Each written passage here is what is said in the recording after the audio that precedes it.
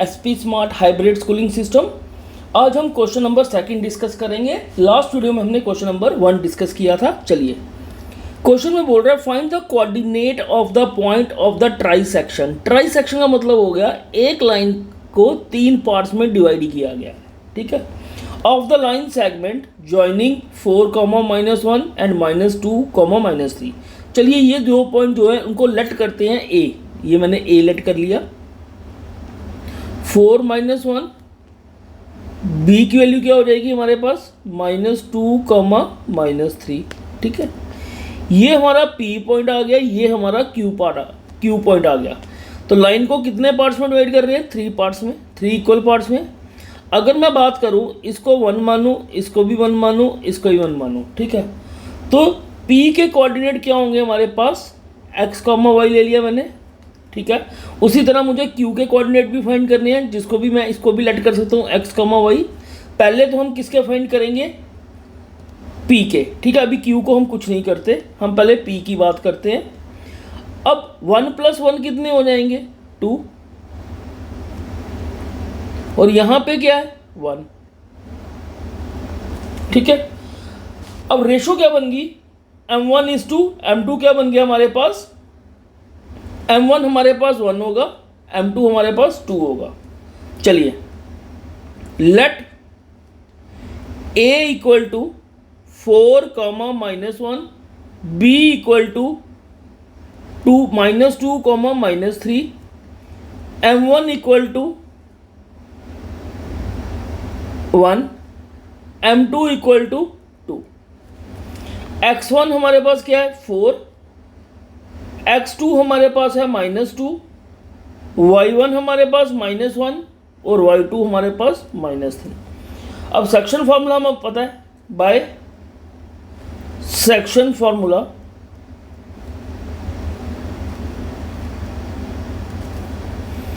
x, ये किसके coordinate है? p के। p x, y, formula m1 × x2 + m2 x1 upon m1 + m2। इसी तरह हमारे पास y का फॉर्मूला भी होगा। y के लिए क्या हो जाएगा? y1 m1 y2 + m2 y1 upon m1 + m2। चलिए, सबको पता है m1 मैंने ऊपर लिख दिया, m2 भी लिख दिया और x2 x1 भी लिख दिया। पहले हम x के कोऑर्डिनेट निकालते हैं। x ऑर्डिनेट्स क्या आएगा? m1 की वैल्यू क्या है हमारे पास? 1 × -2, x2 की वैल्यू 2 × x1 4 अपॉन 1 + 2, तो आएगा -2 + 6 अपॉन 3, 8। ये आ गया हमारे पास। x का कोऑर्डिनेट क्या आ गया? 6/3, 2। अब हमें किसके निकालने हैं? y के, y ऑर्डिनेट्स। m1 हमारे पास क्या है? 1, y2 हमारे पास क्या है? -3 प्लस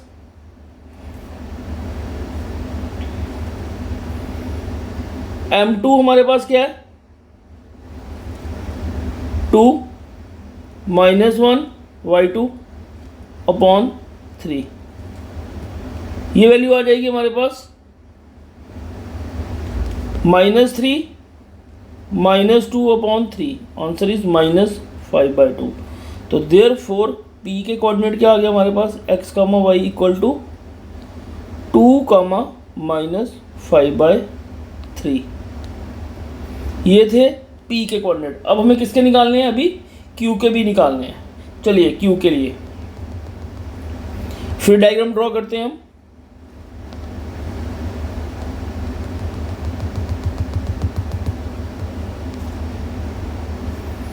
सबसे पहले फिर किसके लिए फाइंड कर रहे हैं? अब p के लिए फाइंड कर दिए हमने। अब किसके लिए करने हैं? q के लिए। किसके लिए? q के लिए कैसे करेंगे? देखिए, सेम लाइन ड्रॉ करते हैं हम। ये a आ गया, ये b आ गया। इसके कोऑर्डिनेट क्या थे हमारे पास? 4 कॉमा माइनस 1, बी के कोऑर्डिनेट -2 कॉमा -3, यही थे। अब यहाँ पे P था, यहाँ पे Q था, ये इसके इक्वल, ये इसके इक्वल, यानी कि ये 1 था, ये 1 था और ये भी 1 था। अब यहाँ पे क्या हो जाएगा, अब यहाँ पे क्या होगा, यहाँ से लेकर यहाँ तक क्या हो जाएगा 2, और यहाँ से लेकर यहाँ तक क्या हो जाएगा 1। कैसे है 2, 1 + 1 कितना होगा, यानी कि ए बी की लाइन क्यू की जो पॉइंट है वो 2:1 पे है। किस पे है, 2:1 पे है। चलिए अब सेक्शन फार्मूला हमारे पास है, x1 की वैल्यू भी है, x1 की वैल्यू क्या है 4, y1 की वैल्यू है -1, x2 की वैल्यू है -2, y2 की वैल्यू है -3। बस यहाँ पे चेंज हुआ m1, m1 यहाँ पे क्या हो गया 2 और m2 क्या बन गया हमारे पास 1। By section formula, by section formula x equal to q के कोऑर्डिनेट की बात कर रहा हूं, m1 x2 plus m2 x1 upon m1 plus m2। y के कोऑर्डिनेट की बात कर रहा हूं, m2 x1 plus m1 y1, y2 m2 y1 upon m1 plus m2। सारे वैल्यूज आपके पास है, पुट कर दो यहाँ पे। m1 की वैल्यू यहाँ 2 × -2 plus 1 × 4 upon 2 + 1,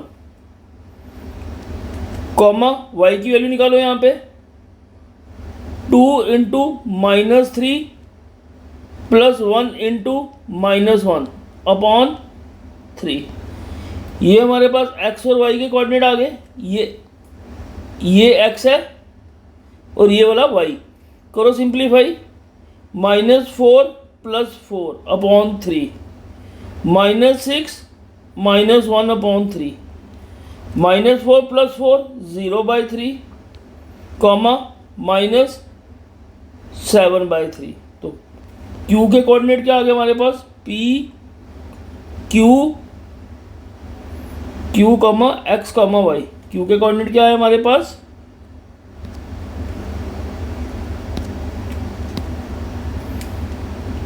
q, x, y equal to, ये थे आपके q के कोऑर्डिनेट्स। यही फाइंड करना था हमें, बोला गया था फाइंड द ट्राई सेक्शन पे जो वैल्यू फाइंड आउट करने के लिए बोली गई थी कोऑर्डिनेट्स, ये हमारे p और q के कोऑर्डिनेट्स हैं। ये था क्वेश्चन नंबर 2। नेक्स्ट वीडियो में हम क्वेश्चन नंबर 3 डिस्कस करेंगे। Thank you.